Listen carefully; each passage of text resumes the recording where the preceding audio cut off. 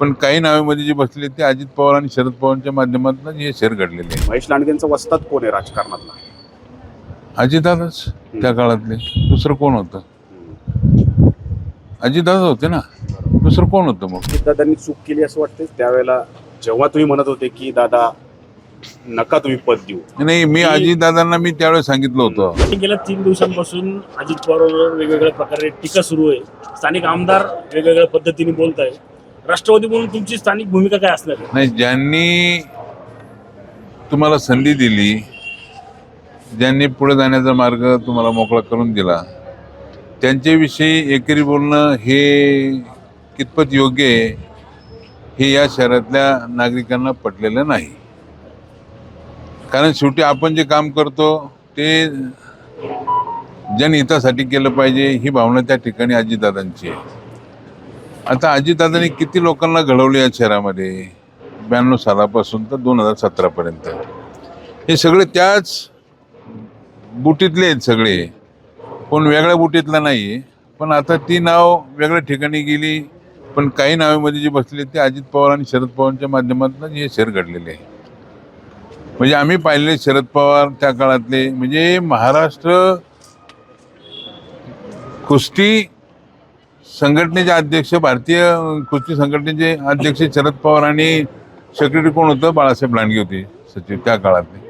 म्हणजे जगाच्या नकाशावरती त्या ठिकाणी बाळासाहेब लांडग्यांना घेऊन शरद पवारांनी काम केलेलं आहे.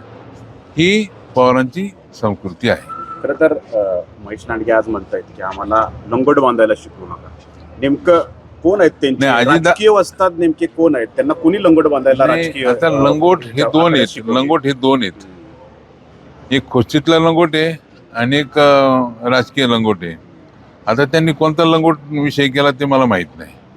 पण लंगोट त्यांना म्हणतायत म्हणजे राजकीय पातळीवरच असेल ते म्हणले लंगोट बांधायला शिकवला. म्हणजे तो खोस्तीतला आहे का राजकारणातला आहे ते माहित नाही मला. राजकारणातलं कोण असेल त्यांचा वस्ताद?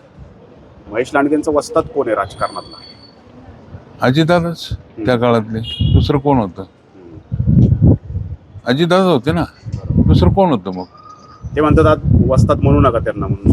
नाही, आता ठीक आहे ना. हे बघा कसं आहे की मराठी संस्कृती आहे की आपण ज्या पद्धतीनं काम करतो समाजामध्ये, त्या समाजाला सुद्धा कुठेतरी त्यांना त्यांच्या मनाला ठेच लागणार नाही असं त्या ठिकाणी आपण वक्तव्य करणं गरजेचं असतं.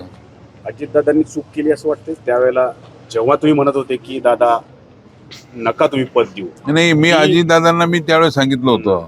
म्हणजे असं नव्हतं काय की तुम्ही समोर बोलवा. अजितदादा सुद्धा कधी कधी चुकलेले आहेत ना, मी मान्य करतो ना. या शहरामध्ये निर्णय घेताना सांगितलं. आता मला सांगा की पिंपरी-चिंचवड शहरामध्ये 90% बाहेरचे लोक आहेत. मराठवाडा, विदर्भ, खानदेश, कोकण, पश्चिम महाराष्ट्र यांना धरूनच मी काम करतो ना मी सुद्धा. म्हणजे शरद पवारांनी जर समजा इथं MIDC मध्ये लक्ष घातलं नसतं किंवा चाकण MIDC मध्ये लक्ष घातलं नसतं किंवा रांजणगाव MIDC मध्ये लक्ष घातलं तर या परिसरामध्ये आम्हाला किती त्याच्यामध्ये योगदान आलं असतं. किंवा IT पार्क हिंजवडीला जिथं संत तुकाराम सहकारी साखर कारखान्याचं भूमिपूजन केलं ते शरद पवार सांगितलं की बुवा इथं आपल्याला ते कारखाना करायचा नाही, इथं IT क्षेत्र आणायचं. आज किती लाख मुलांना नोकरी मिळालेली आहे, किती लाख मुलींना नोकरी मिळालेली आहे, त्या भागातल्या लोकांना किती जमिनीचे पैसे मिळालेले आहेत, हे कोणी केलेले आहे? महेश लांडगे खरंच चिल्लर समजतात अजितदादांना? अजितदादा स्वतः म्हणतायत. आता अजितदादा म्हणतात म्हणल्यानंतर त्याच्यामध्ये आता मी त्या खोलात जाणार नाही. कारण शेवटी आपल्याला माहिती की पवारांच्या त्या ठिकाणी किती काही गोष्टी त्यांच्या बाबतीमध्ये चांगलं आणि वाईट बोलावं हे आपण स्वतः त्याचे आत्मचिंतन करणं गरजेचं आहे. सेट, जसं तुम्ही म्हणताय की शहरात पूर्ण म्हणजे राज्यभरातून वेगवेगळ्या भागातून लोक आले, त्याचबरोबर देशभरातील वेगवेगळ्या राज्यातले लोक या भागामध्ये आहेत. असं असताना अजित पवार हे पुणे जिल्ह्याचे भूमिपुत्र असून त्यांना बाहेरचं ठरवण्यात येतं. बाहेरच्या व्यक्तीच्या हातात कारभार का चालवायला द्यायचा? एवढं वर्ष त्यांना कारभार चालला, आताच काय विरोध करा? नाही, पण खरं सांगू का, ज्या व्यासपीठावरून तुम्ही बोलले ना त्या व्यासपीठाची पायाभरणी कोणी केली सांगा ना. मग त्या व्यासपीठावरून बोलताना सुद्धा आपण आपलं स्वतःचं त्या ठिकाणी व्यवस्थितपणे की ह्या नेत्यांच्या बाबतीत असं एकेरी बोलणं हे या शहरातल्या नागरिकांना पटलेलं नाही. अहो, सकाळी अजित पवार 6 वाजता येऊन त्या ठिकाणी पाहणी करणारा, कमिशनरला घेऊन त्या ठिकाणी पाहणी करणारा महापौर त्या काळातली सर्व आम्ही पाहिलेलं आहे ना, सगळ्यांनीच पाहिलेलं आहे. पण त्यांच्या बाबतीमध्ये का बोलावं हे आम्हाला पटलेलं नाही. तिथं महेश लांडगे आता ज्या पद्धतीने आरोप करतात, अजितदादांनी आता महायुतीत राहावं असं वाटतंय का तुम्हाला? वैयक्तिक तुमची एक भूमिका म्हणून आता महायुतीत नाही राहायचं मग कुठं जायचं? मला एक सांगा ना, राज्यामध्ये केंद्रामध्ये ते प्रकल्प मोठमोठ्या प्रमाणात त्या ठिकाणी या शहरामध्ये आणण्याचं काम कोण करतात? देवेंद्र फडणवीस, अजितदादा, एकनाथ शिंदे ह्या लोकांनी त्या ठिकाणी आणलेले ते प्रकल्प. मला एक सांगा ना, की जर समजा लाडक्या महेश बहिणीचं, लांडे कुणाच्या आदेशानं कोणाशी बोलताय? आता ते त्यांना विचारा तुम्ही, मलाही माहित नाही काय. वरिष्ठांचा आदेश असू शकतो त्यांना. वरिष्ठांचा आदेश असेल तर ते 16 तारखेनंतर बसतील ते काही तिथं. आता काय लुटुपुटीची लढाई आहे? नाही नाही, याच्यामध्ये आता माहिती आता जाता याच्यामध्ये मग देशाचे पंतप्रधान नरेंद्र मोदी साहेब असतील, अमित शहा साहेब असतील, देवेंद्र फडणवीस असतील, अजितदादा यांचे चांगले संबंध आहेत ना. शरद पवार सुद्धा त्या ठिकाणी हे दोन पक्ष एकत्र येणार आहेत.